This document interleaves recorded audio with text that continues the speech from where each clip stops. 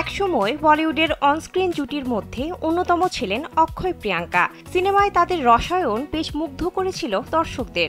সে সময় নির্মাতারাও বিশ্বাস করতেন বক্স অফিসের সফলতা ও স্মরণীয় অভিনয় দুটো দিতেই সক্ষম ছিলেন এই যুগল।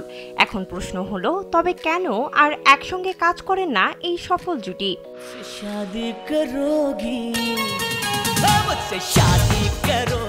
বলিউডে গুঞ্জন রয়েছে শুধু সিনেমায় নয়, ব্যক্তি জীবনেও নাকি প্রেমের সম্পর্কে জড়িয়েছিলেন অক্ষয় প্রিয়াঙ্কা জুটি। সেই সময় এমন গুজব ছড়িয়ে পড়ায় রাগে ফেটে পড়েন অক্ষয়ের স্ত্রী সাবেক বলিউড তারকা টুইঙ্কেল খান্না এবং বাড়ি ছেড়ে যাওয়ার হুমকিও দেন অক্ষয়কে।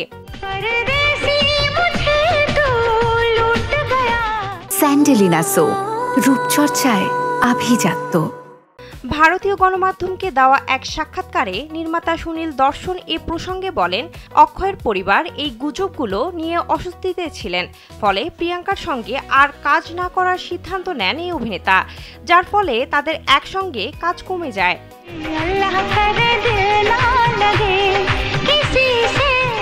2003 সালে বলিউডে অভিষেক হয় প্রিয়াঙ্কা চোপড়ার। এরপর অক্ষয়ের সঙ্গে রোমান্টিক ড্রামা ঘরানার আন্দাজ, থ্রিলার ঘরানার এতরাজ, পারিবারিক গল্পের ওয়াক্ত, মুঝসে শাদি কারোগির মতো সিনেমায় জুটি বেঁধে নজরে আসেন এই অভিনেত্রী।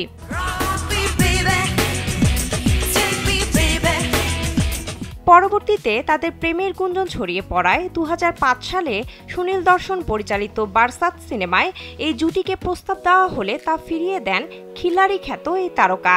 এ প্রসঙ্গে সুনীল জানান, বারসাত সিনেমার সময় অক্ষয় তাকে ব্যক্তিগতভাবে অনুরোধ করেছিলেন প্রিয়াঙ্কা ও তাকে জুটি হিসেবে যেন সিনেমায় বেছে নেওয়া না হয়।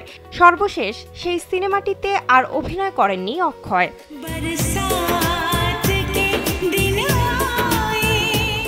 এরপর ভারতের আপকি আদালত অনুষ্ঠানে অতিথি হিসেবে উপস্থিত হন অক্ষয় কুমার। সেখানে নির্মাতা সুনীলের বক্তব্যগুলোকে অস্বীকার করেন এই অভিনেতা।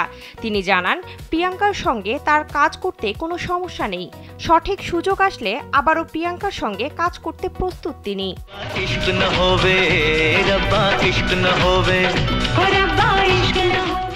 বিনোদন ডেস্ক, কালবেলা।